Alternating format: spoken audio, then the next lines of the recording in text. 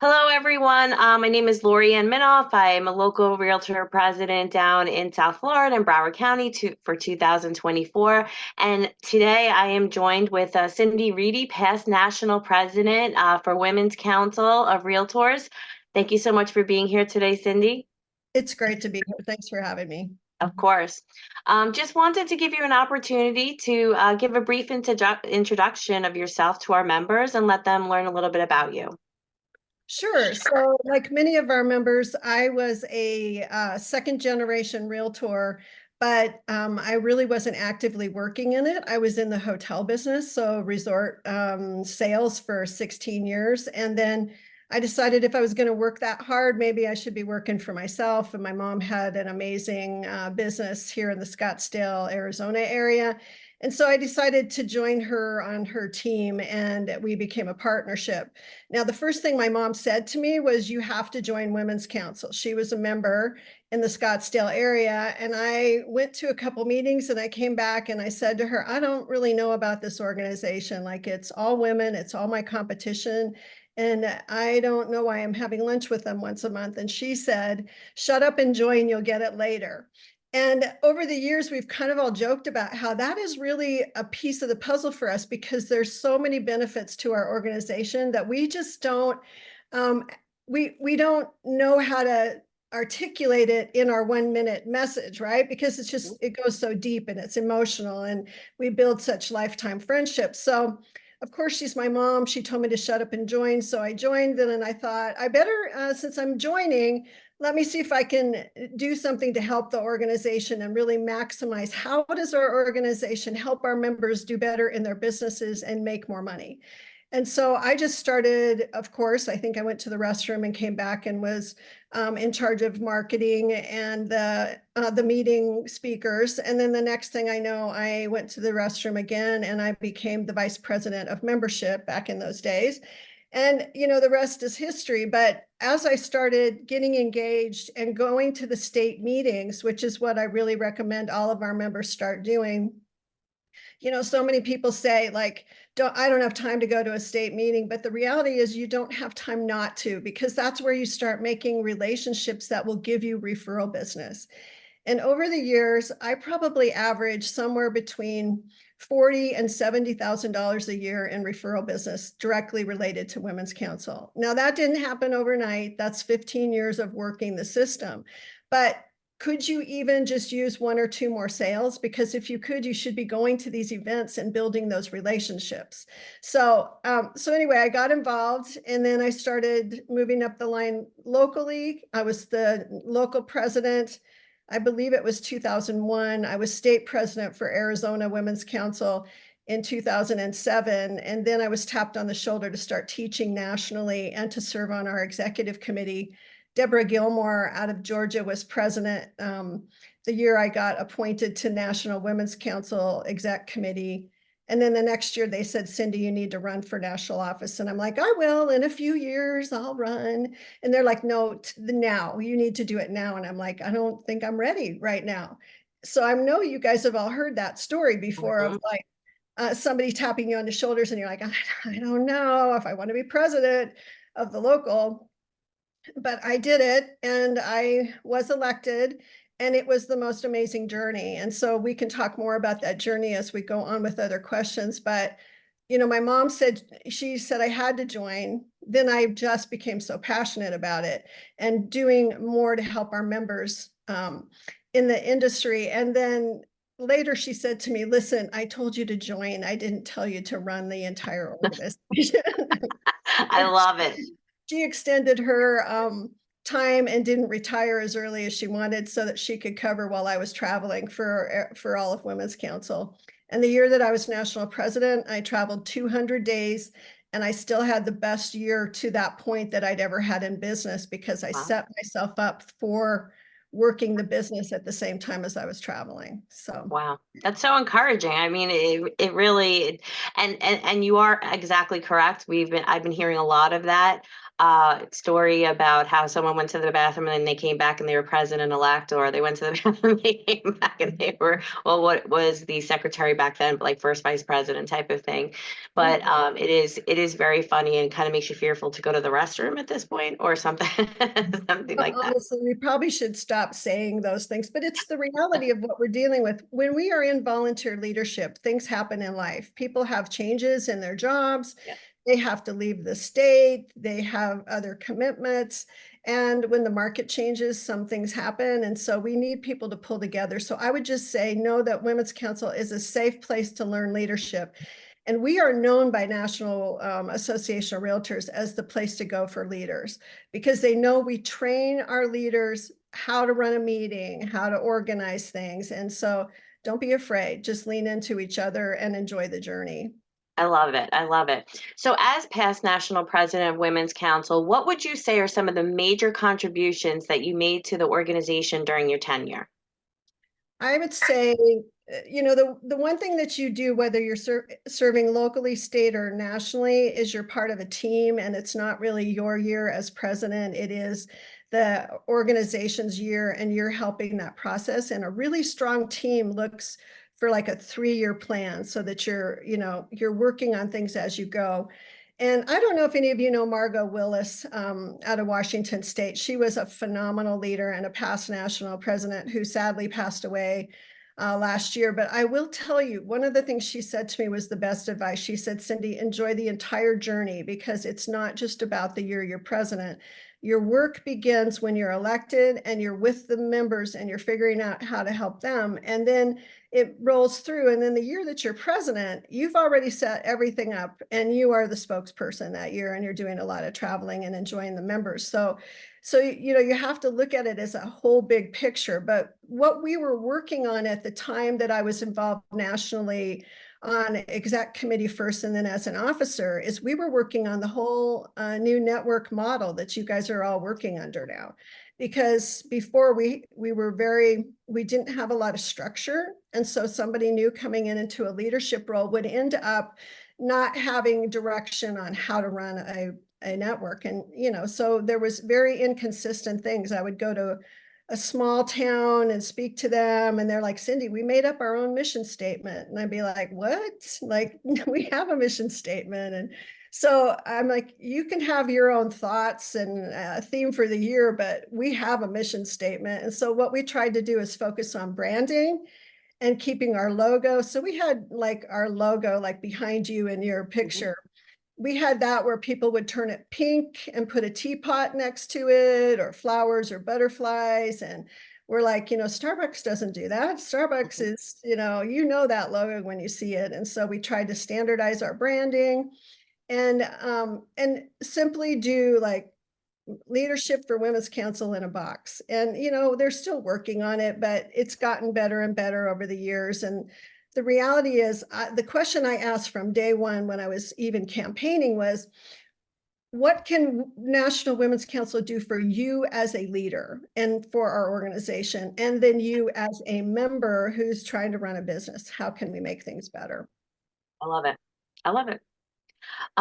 So were there any significant initiatives that you had during your presidency, and any of which that you believe have had the most lasting impact? I mean, you've touched on a bit of this before, but any more that you want to elaborate on? Sure. So one of the most interesting things that we did is, you all know, when you go to a national meeting, even at NAR, they talk about how Women's Council members are so strong in their advocacy and in their investment in RPAC. And those numbers, we knew we did it, but we never had the numbers. And so okay, so one of the things that happened for me as president-elect and president is we had to hire a new AE for National Women's Council. And the one previous had been there for 24 years. So there was a lot of transition. But one of the first things I asked Jeff, who was our new AE at the time, was, can you get the numbers from National Association of Realtors on how many dollars do we really spend as Women's Council members in the advocacy piece of the puzzle? because National Women's Council would meet with our line officers once at each of the national meetings, so twice a year. And they'd be like, oh, what things are you guys doing? Has anybody had a Bras for the Cause event? And I'm like, that's not who we are. We are professional women running amazing businesses across the nation, and we're strong leaders. And so I walked in the first meeting we had of the year, and I handed to the president-elect for NAR a piece of paper that showed that as an organization, we had some pretty amazing stats at the time. We were over $1 million in investment across the nation. We had over 1,000 major investors. We had over 4,000 members that were participating in our PAC. And then we looked at how many members we had on the board of directors for NAR, and our women's council leaders were in over 70% of the positions at the National Association Board of Directors.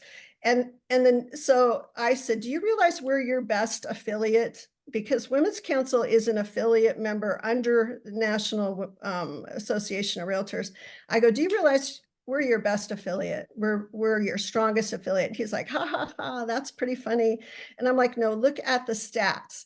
And he goes, where did these numbers come from? And I said, from you. These are NAR stats. And so we started talking about our numbers. And now you've seen over the last, so I was president in 2015, but you can see over the last years, we're up, over almost 2 million now on our investment from Women's Council. And I mean, lots of Women's Council people are involved locally and statewide back home, but they're still Women's Council at heart, and they still have their membership. And so it's so fun. And also CRS, which I'm a CRS, Mhm. but they started following our lead and getting their numbers and doing special events for their major investors. And so it's fun to be a leader. And, that's why we have hashtag Leaders Made Here, because we're known to have leaders across the nation. This is so timely because I recently had an advocacy event within our network, and we tied it with our blue diamond pinning that we had uh, launched in the state of Florida, where we give out these blue diamond pins. And it has just made such it just made such an impact to be able to kind of hear the stats. And I just recently only found out that advocacy, we had a seat at the table in terms of advocacy, exactly what you're talking about. This is so timely. And it was she said, I believe Cindy Hayden had mentioned it was like 2015 or even 16, but I think it's exactly tied to what you're discussing. But people, all the attendees and that were there were just blown away, because hearing those stats and hearing those things and hearing how you just have so much impact in numbers, and why advocacy is so important. It really is. It really is a conversation that we've been thinking have been happening for so many years, but it truly hasn't been. No, and honestly, I will tell you, Gail Hartnett, who was national president out of Idaho years before me, she and Ann DeFries out of your own state were two of the people that really started breaking into the NAR side of things. And so they were such a strong advocate for us. And they truly brought the discussion forward. I then took it to the level of let's prove to them, let's let them see the numbers. And then in Heather Ozier's year, which was a couple years after me, you started seeing Women's Council's posters over at NAR talking about our advocacy. And NAR suggested that, because they're like, we want other affiliates to understand that this can be done and how they can help.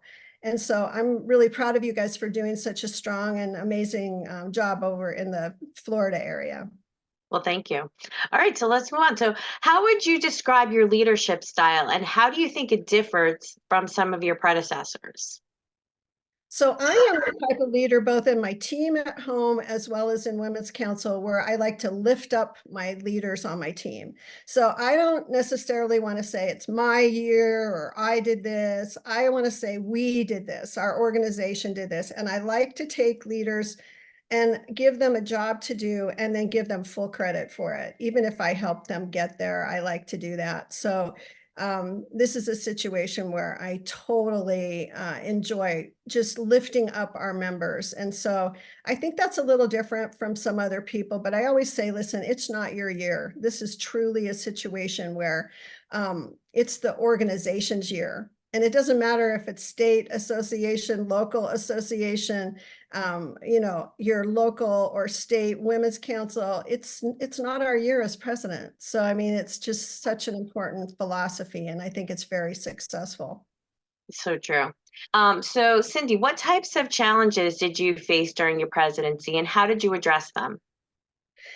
So the biggest thing for us is we hired after 24 years with the same executive, CEO of our organization nationally. We hired a new person, and he was amazing. He was from NAR. He was in the global division at NAR, so he understood our industry, thank goodness.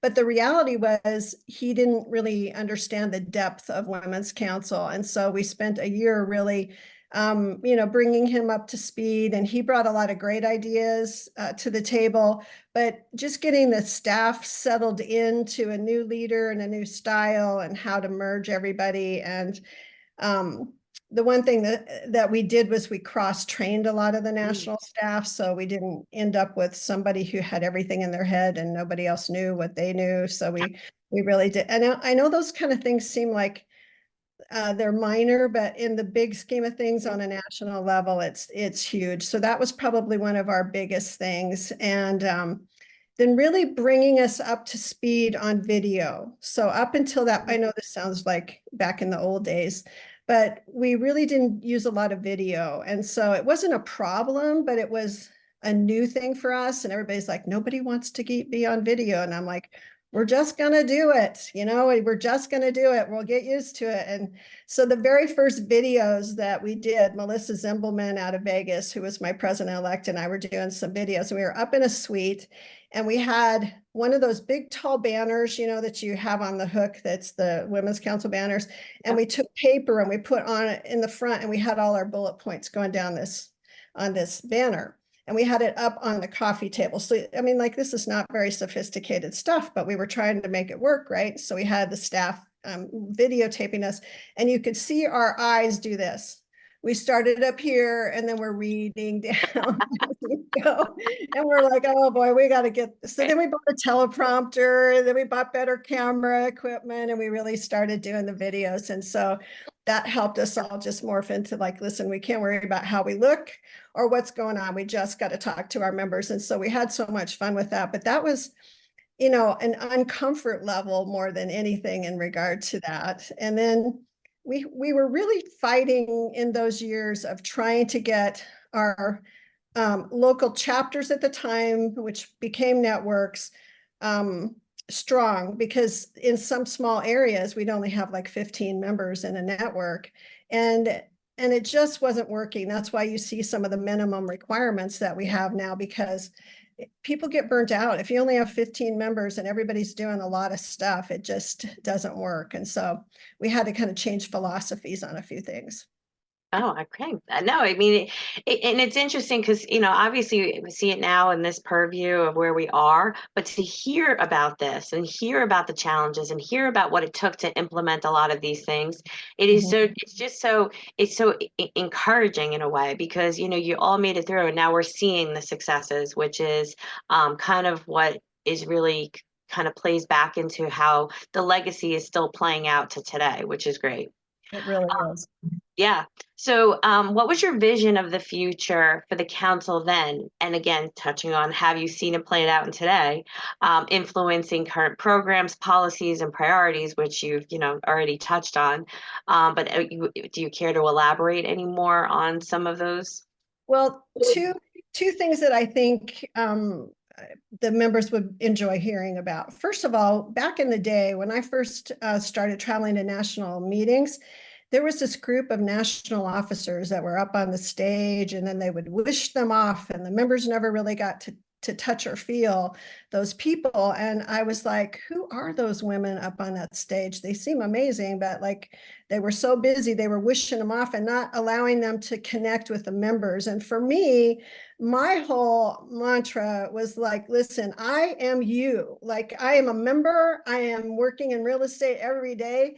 And I want this organization to be something that you want and that can benefit you. And so we really started transitioning, and this happened a few years before me. I'm not going to take total credit for it, but we really started connecting with our members and doing some receptions and spending time with the members. And I remember my mom, you know, how she said, I told you to join. I didn't tell you to like run the entire thing. And so I took her to a national meeting after I think I was president-elect. And I took her to a national meeting and she walked into a room of 750 of my friends. And everybody's like, I was introducing my mom and they're like, oh my gosh, you're Cindy's mom. And so I went from being Pat Callahan's daughter in Arizona to her being Sindy Ready's mom at a National Women's Council thing. But the point is, that room, I knew almost everybody by name. And that was something I was proud about. And I really cared about the members, and I still do. And she was blown away by how much love in the room there was just for each other, not just for me. But we changed that dynamic of, this is not leaders up on a pedestal. This is leaders in the right there with you. Like we are there, we're in it with you. So we opened up those communications, which was fun. And then the other thing that was interesting the year I was president, well, actually it started in 2014 at my installation. This is kind of funny stuff that we all do every day and don't even think about it. The dessert for my installation, I had the logo on it, just like behind you. Yeah. And in chocolate, right? Because I'm a chocolate person. But then in addition to that, we did a parade. So maybe some of the members were there and went on the parade in New Orleans back in 2014. So instead of doing an after party, we did a Mardi Gras parade down to the French Quarter from the hotel. And we had 700, and I was just hoping we'd get 75 people on that parade, but we had 750 people, not just all Women's Council, but other realtors that joined the parade. And we had a huge banner in the front and a band. And I can't even tell you how much free advertising we got out of the logo being on the banner. Now, we never thought about that stuff before then. It was like an accident that went on for months. So you would just see the parade pictures rolling through social media. And we all went, oh my gosh, like that logo is going to be everywhere because, and we would do contests to see who could get the best logo positioning on a picture. And that's when all of that really started, of social media being free marketing. And so there's a picture of it in the national office hallway if you ever get to Chicago. But it's fascinating how just little things like that make such a difference in the visibility of the organization, right? I love this. I love it. Yeah. As you touched on before, Leaders Meet Here, and you know, kind of the hashtag and the what embodies the organization. Mentorship plays a huge role in leadership. So, what impact do you believe your mentorship has had on the council's members, fostering growth and development? So I really believe that as a leader, you have no idea the many ways you touch your members. There'll be a very quiet member in the back of a room at a regular meeting that becomes an officer a few years down the road. How did you have impact on that by connecting one-on-one with that person? And if you take that to a national level and think about the fact that I traveled 200 days the year I was national president, and probably 100 to 150 the year before that, you really, just by connecting with the members one-on-one in their own markets, you really start helping them get comfortable, like we talked about earlier, about it's a safe place and don't be afraid to take that next step. And when somebody taps you on the shoulder. And so I love to tap people on the shoulder that aren't expecting it and that I see something in, and helping them with the journey, not just throwing them into the wolves, but actually helping them with that journey. And so I think over the years, I've had people say to me, Cindy, like, you have no idea how you changed the trajectory of my leadership journey. just by a speech I heard you say, or just by a conversation we had. And so I think we forget over time how much we make a difference in people's lives. And for me, that's happened at the local and state level, both with Women's Council and now with our local association and state association. And the reality is there are people in leadership that never would have even thought of taking that journey if we hadn't had conversations. So I think it's one-on-one. Yeah, no, that's it, and it's so valuable. So kind of piggybacking off of that, what key lessons do you think that current members can learn from both the successes and the setbacks of your leadership journey? Don't be afraid to make mistakes, because if we don't try new things, we don't know if it works or doesn't work, right? And just know again that it's a safe place, but also, keep a positive attitude. And with what's going on in our industry right now, with all of the craziness of lawsuits and the craziness with our own leadership team at National Association, I mean, let's be honest, it's unheard of. We've gone through 3 presidents in less than a year, and so how do we stay positive? Our role in a leadership position is to stay positive, and I am encouraging everyone to just stay focused, work your business, and work your women's council or whatever leadership role you're choosing, and just to stay positive and calm and don't react. You can get on some of these forums and things online, and it goes really south really fast, and I'm like, you don't see me on that stuff, because I don't believe, I mean, there's 3 sides to every story. And I believe that we as an industry have gone through a lot over the years. I've been through short sales and REOs and ups and downs of the market. And we have come through strong every time, and we will again. And so it's just staying positive and being there for the members, but also letting them talk, letting them voice their fear and concerns, but then be supportive. Yeah. And you're absolutely right. Sometimes just blocking out the noise and staying focused on, what it is your mission and goal is, in your personal life, your business, in your business world, and even within the council, just kind of stay the course. So Right. blocking a lot of that out, is really helpful to kind of stay focused. Um, Yeah. so looking back over your leadership journey from local involvement to national leadership, how would you say that some of those earlier experiences helped shape your approach to national campaigns? And if you can add to like where you've gone post your national experience. Yeah, we've talked about that, right? So I mean, leadership is not a journey that has to stop at the end of one specific role. Just because you're president and then you become a past president doesn't mean that you can't serve our industry. There's so many places we are needed. So for me, what happened was I served where I got tapped on the shoulder. First of all, my mom made me join. Second of all, somebody gave me a role and I took it. And then the rest kind of fell into place. But many times people would say to me, why did you go national before you actually served as a local association president or a state association? How did that all happen? And I just say, listen, it happened because that's where I got tapped. That's where somebody said, we need you in National Women's Council. And that's how that all happened. But then my husband would say to me, oh, you're president this year, next year you're going to be past president, and then you just fall off a cliff and that's it. And it's going to be so hard for you. And I'm like, no, it's not, because I have plans. My local association had been bugging me for years to be involved. And I was always on a committee, which is what I recommend highly to you guys. Like, stay involved at Women's Council, get yourself on a committee at the local association or the state association, and stay engaged in all areas. So you don't have to like run a committee at state or run a committee at the local association or be a board of directors members if you don't want to, but you can serve in some way.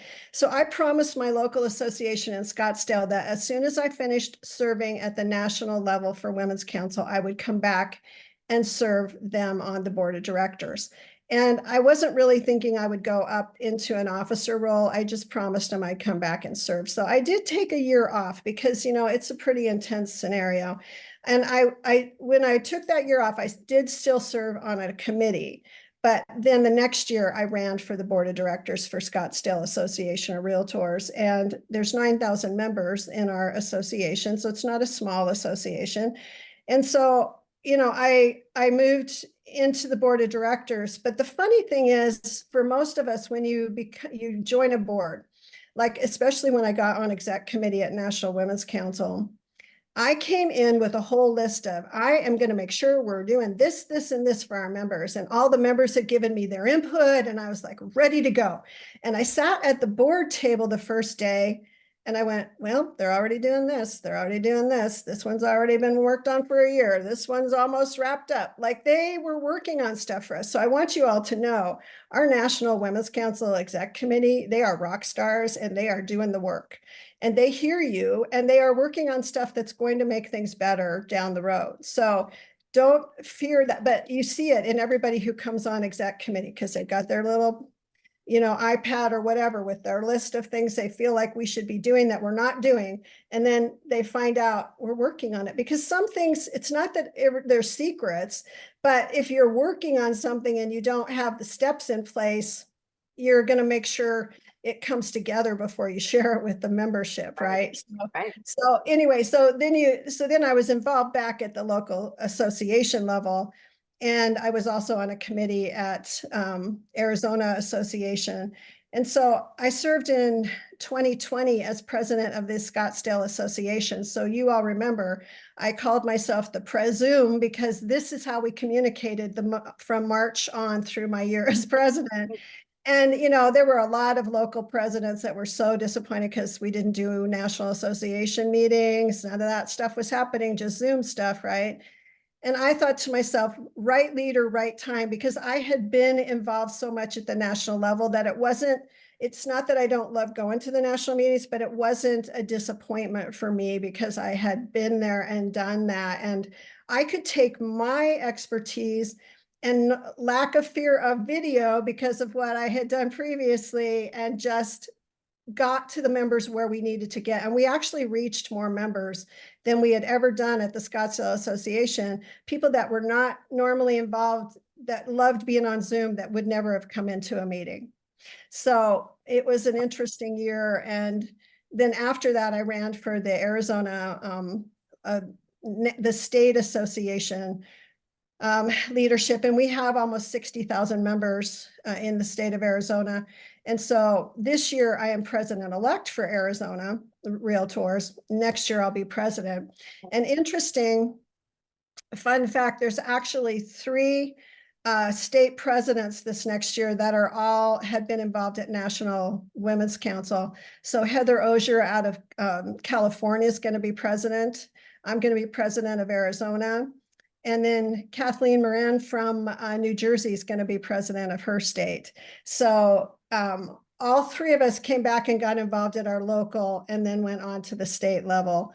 And so really, it just shows you if you just stay engaged, and if you stay a little engaged, you may find a passion that you have, or maybe it's not even within our industry. There are some people that were running for, legislative offices. There's all kinds of ways you can serve.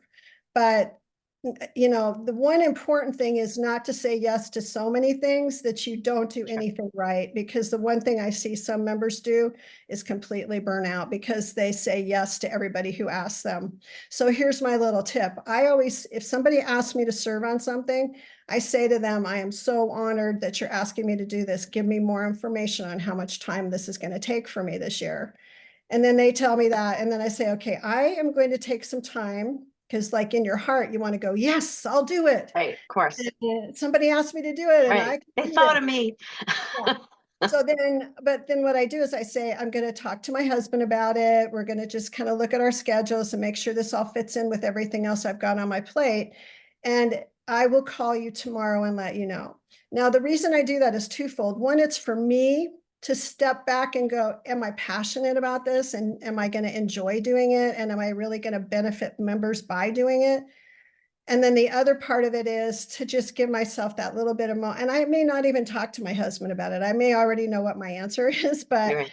I always call him back the next day and I tell him yes or no. And if I say no, I say, listen, can you put me on the radar for the following year? Because I would love to serve, but I just can't do it with everything else. It's because you want to do what you're doing well. I've agreed to do some things. And then like 3 months into it, I'm like, I really don't like this, whatever topic it was. Like, I'm not techie, so maybe it's not it's a tech thing. And I'm like, I really should not have agreed to do this because it's not my expertise. And I don't feel like I'm contributing and I'm not enjoying myself. So find what you're passionate about. Yeah, no, it's so encouraging, and it really is so true because I do think that that's how we get caught up and kind of like right in line with the burnout. Kind of the road to burnout, starts with all these yes, yes, yes, yes, yes to everything without really kind of thinking everything through. Yeah, so don't be afraid to just take a deep breath, and but then it's important that you get back to them one way or the other Yeah, because it's your reputation on the line. If you're not getting back to them, they're going to go, well, maybe she wouldn't be good on a committee. Maybe she wouldn't follow through. So, you want to make sure you follow up with them. And if you have stuff going on, just say, is it okay if I take a couple days and call you back? I mean, but people are very appreciative of the honesty. If you say to them, I'm just overcommitted right now and I really want to focus on being president of my local network for Women's Council. And then next year I'll have some time to do this. right. So, yeah. Love it. So as we kind of round out our time today and close out, any sage words of wisdom that, or if I knew then what I know now type of moments would you like to share with members? If I knew then what I know now, I would say I would have gotten involved earlier and I wouldn't have been afraid to take a step into leadership.